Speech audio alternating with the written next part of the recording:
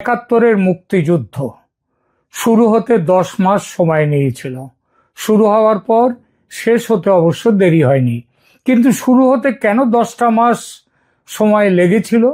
কারণ 71-এর মার্চেই যদি ঝাঁপিয়ে পড়তো ভারত, তাহলে বিশ্বের কাছে ভারতের পরিচিতি হতো যুদ্ধবাজ দেশ এবং সাম্রাজ্যবাদী দেশ হিসেবে। কারণ পাকিস্তানের ভূমি দখল করতে যুদ্ধে নেমেছে ভারত, এটাই মনে করত সারা দুনিয়া।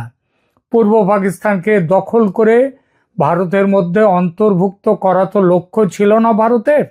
ভারত চেয়েছিল পাকিস্তানিদের হাত থেকে পূর্ব বাংলার বাঙালিকে রক্ষা করতে, সেখানকার মানুষ যাতে সুখে শান্তিতে স্বস্তিতে তাদের নিজেদের বাঙালি পরিচয় ও ঐতিহ্য নিয়ে বেঁচে থাকতে পারে, যে ঐতিহ্য যে পরিচয় কেড়ে নিচ্ছিল পাকিস্তান।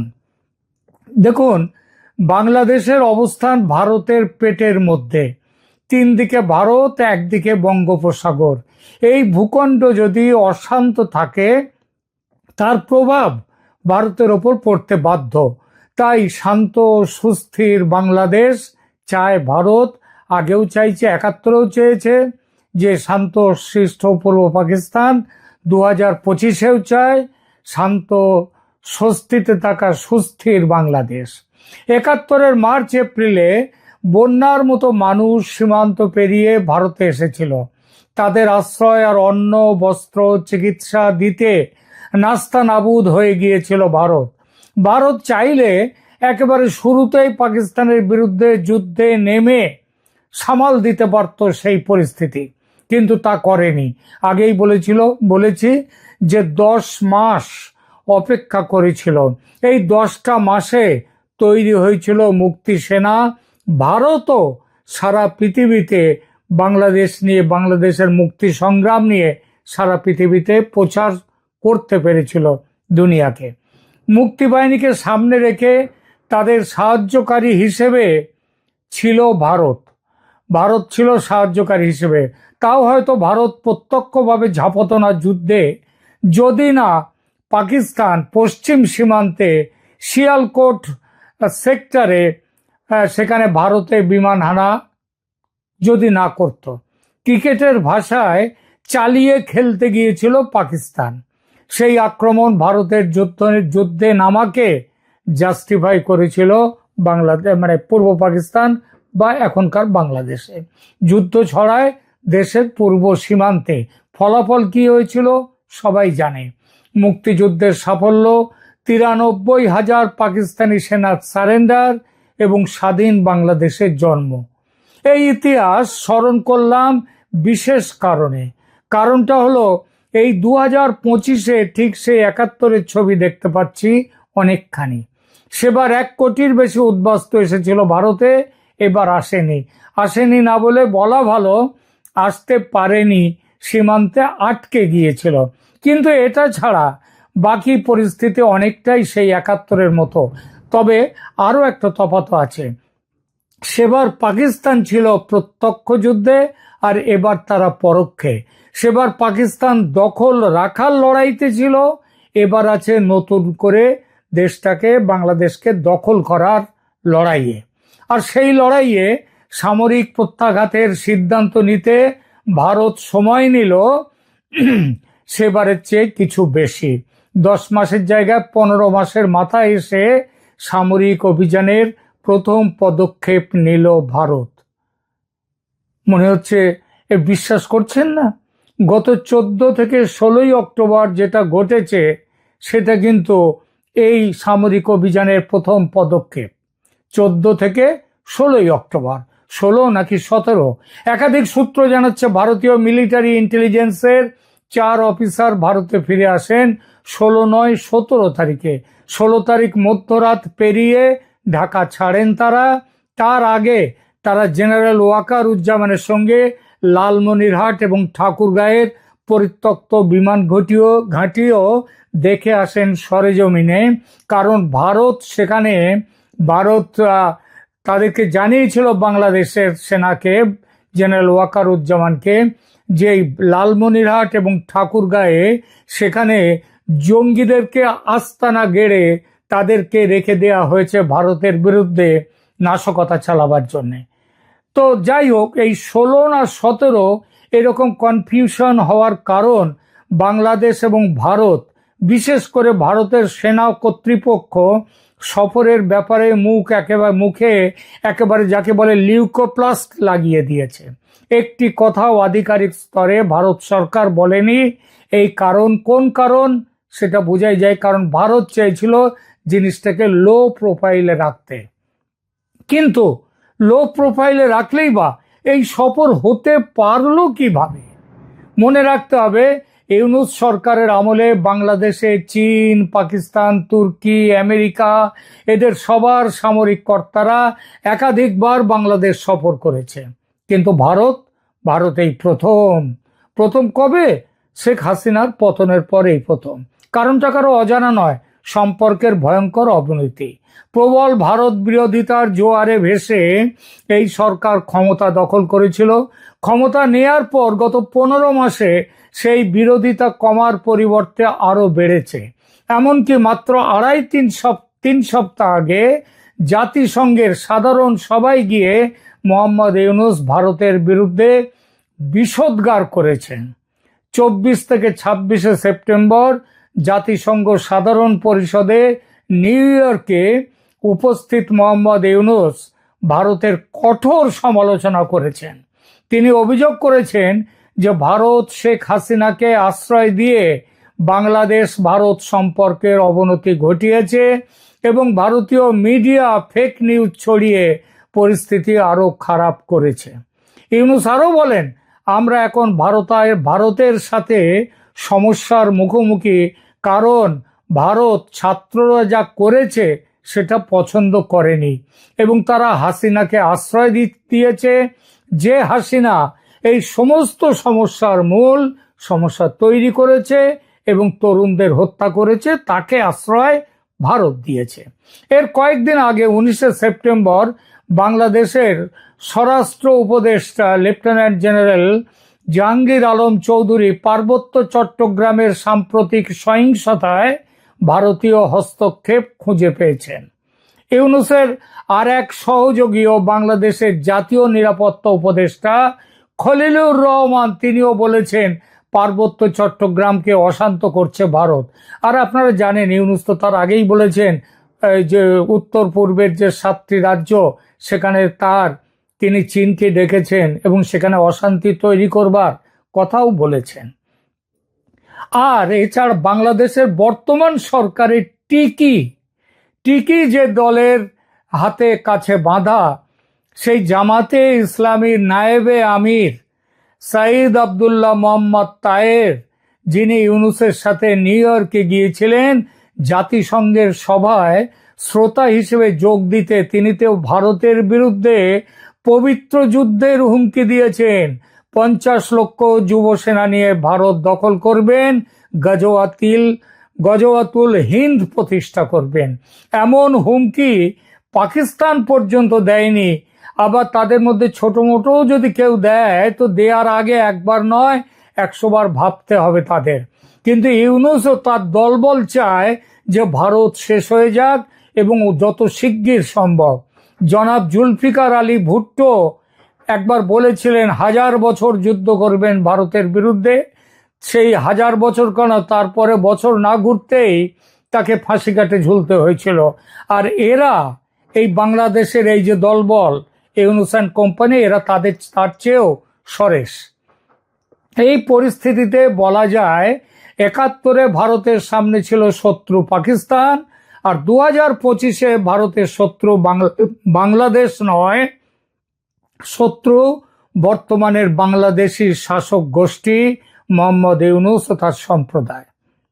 ভারত বুঝে গেছে শেষ ধাক্কা না দিলে এই সরকার ছলে বলে কৌশলে নির্বাচন স্থগিত রাখবে, ক্ষমতা আঁকড়ে পড়ে থাকবে ও গজওয়াতুল হিন্দ প্রতিষ্ঠার স্বপ্নে বিভোর হয়ে ভারতে নাশকতা ছড়াবে, শান্তি ক্ষুণ্ণ করবে ভারতের। আর এসব করতে গিয়ে এরা যে শুধু বাংলাদেশের মানুষের সর্বনাশ করছে না বা করবে না তা নয়, সর্বনাশ করতে চাইবে তারা ভারতের। এইটা হচ্ছে এরা বাংলাদেশ এবং ভারত দুদেশের মানুষেরই এরা সর্বনাশ করতে চাইছে। সুতরাং অনেক হয়েছে, আর নয়, অ্যাকশন শুরু করে দাও। এটা তো ভারতের নিজের ভালো থাকার কথা নয়, বাংলাদেশের মানুষকেও ভালো রাখার কথা। অপেক্ষার শেষে সেই কাজ শুরু করতে চলেছে এবার ভারত।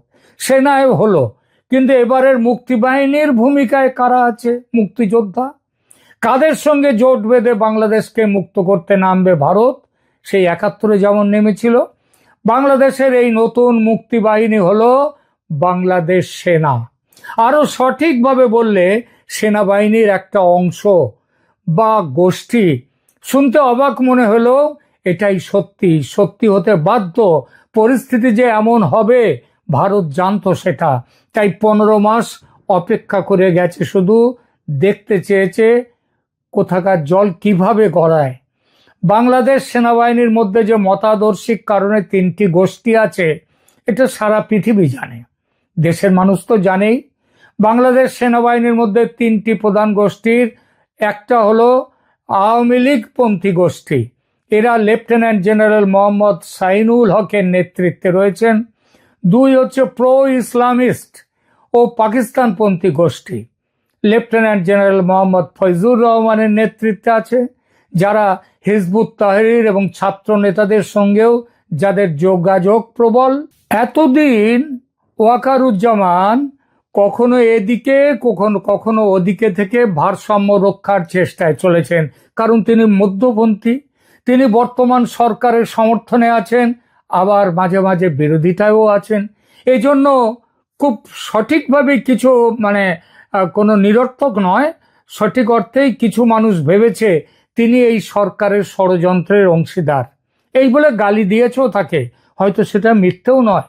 আবার কিছু মানুষ যারা এই সরকারের অংশ, তারা আবার ওয়াকারুজ্জামানকে গালি দিয়েছে হাসিনার দালাল বলে। ২ তরফেই গালি খেয়েছেন ওয়াকারুজ্জামান, এবং আওয়ামী লীগপন্থীদের কাছেও, আবার যারা এই ইউনুসপন্থীদের তাদের কাছেও। আর ইউনুসের সঙ্গে তার সম্পর্ক তো বর্তমানে অনেকটাই সাপে নেউলে। এইভাবেই চলছিলেন ওয়াকারুজ্জামান, কিন্তু অঙ্ক পাল্টে দিল আইসিটি বা ইন্টারন্যাশনাল ক্রাইমস ট্রাইব্যুনাল। ২৫ জন সেনা অফিসারদের নামে জারি করা গ্রেপ্তারি পরোয়ানা পুরো হিসাবটা পাল্টে দিল, এবং জানা যাচ্ছে আপাতত ২৫, তবে মোট নাম আছে ১৫০ জনের, যাদের মধ্যে আছেন ২০০৯ থেকে ২০২৫ পর্যন্ত বাংলাদেশের সেনা প্রধানরা। এর মধ্যে বিমান বাহিনীও আছে, আবার নৌবাহিনীর প্রধানরাও আছেন। অর্থাৎ স্বয়ং ওয়াকারুজ্জামান তো আছেনই। সংশোধিত কানুনে গ্রেপ্তারি পরোয়ানা জারি হলেই চাকরি যাবে তার জায়গায় বসবেন আরো বড় একজন জামাতি, আরো বড় একজন পাকিস্তান প্রেমী ফয়জুর রহমানও হতে পারেন। ৭১-এ শিয়ালকোট সেক্টরে বিমান হানা দিয়ে যে ভুল করেছিল পাকিস্তান, সেই রকমই ভুল করে ফেলল ইউনুস, জামাত, পাকিস্তান, যারা চালাচ্ছে এই সরকার। ওয়াকারুজ্জামান চেষ্টা করেছিলেন প্রধান বিচারপতি, প্রধান উপদেষ্টা, রাষ্ট্রপতি সবার সঙ্গে দেখা করে গত ৩১শে আগস্ট এই বিষয়টা আটকাতে পারেননি, হেরে গেছেন। ফলে বাধ্য হয়ে এবার যুদ্ধে নামতে বাধ্য হয়েছেন ওয়াকারুজ্জামান। আর একা কিভাবে যুদ্ধে নামবেন? কারণ ওই যে জামাতি গোষ্ঠী সেনার মধ্যে যারা আছে পাকিস্তানপন্থীরা, তারা এই মুহূর্তে তাদের দল ভারী করছে। সুতরাং তাকে এবার বাধ্য হয়ে শরণ নিতে হয়েছে ওয়াকারুজ্জামানকে ভারত অপেক্ষা করছিল এই মুহূর্তটির। এর আগে কমাস আগে সেন্ট্রাল আফ্রিকার সফর শেষে ফেরার সময় সম্ভবত গত মার্চ মাসে, আমার যতদূর মনে পড়ছে, বিমানবন্দরে তাকে গ্রেপ্তার ও বন্দী করে সেনা অভ্যুত্থানের ছক কষেছিল তার বিরোধীরা। এই ইউনুসের নেতৃত্বে ভারতের সাবধান বাণীতে সেবার বেঁচে যান ওয়াকারুজ্জামান। তখনই জ্ঞান হওয়া উচিত ছিল তার, হয়নি পুরোপুরি, কিছুটা জ্ঞান হয়েছে। কিন্তু এবার আর উপায় না দেখে মধ্যপন্থা ছেড়ে মুক্তিযুদ্ধের পক্ষে যোগ দিতেই হয়েছে, এবং যোগ দিয়ে ফার্স্ট রাউন্ডে জিতেছেন ওয়াকারুজ্জামান ইউনুসের বিরুদ্ধে। সেটা ওই ভারতের 4 সেনাকর্তার বাংলাদেশ সফর এবং সেনা অফিসারদের সঙ্গে একের পর এক গোপন ক্লোজ ডোর মিটিং করে ইউনূস যার পর নাই চেষ্টা করেছেন যাতে ভারতীয় সেনা অফিসাররা বাংলাদেশ সফরে না আসতে পারেন। 3 সপ্তাহ আগে যিনি রাষ্ট্রসংঘে দাঁড়িয়ে ভারতের বিরুদ্ধে ভয়ঙ্কর সব অভিযোগ করেছেন, তিনি কি করে আসতে দেবেন সেই ভারতের সেনা অফিসারদের?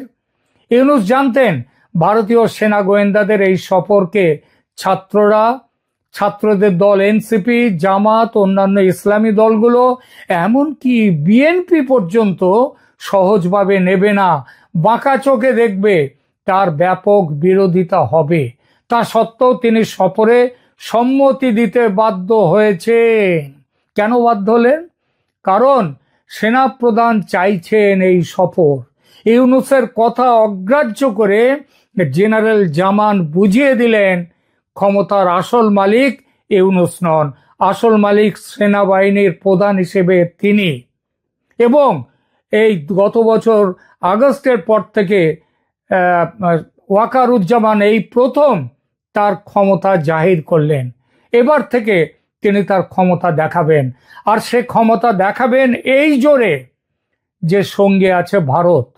জেনারেল জামান জানেন পাকিস্তান আইএসআই এর প্রভাব রুখতে হলে, জামায়াতের গোঁড়া ইসলামী শাসন ব্যবস্থার হাত থেকে দেশকে রক্ষা করতে হলে, মুক্তিযুদ্ধের চেতনাকে বাঁচাতে হলে ভারতের সাহায্য তাকে নিতেই হবে, মধ্যপন্থা কিছু নেই। এবার লক্ষ্য রাখবেন কিভাবে অপরাধ ট্রাইব্যুনালের বিচার প্রক্রিয়া থমকে যাবে, কিভাবে নির্বাচনের স্পষ্ট তারিখ ঘোষিত হবে, এবং সেটা সম্ভবত ফেব্রুয়ারির আগে ডিসেম্বরেই করতে হবে।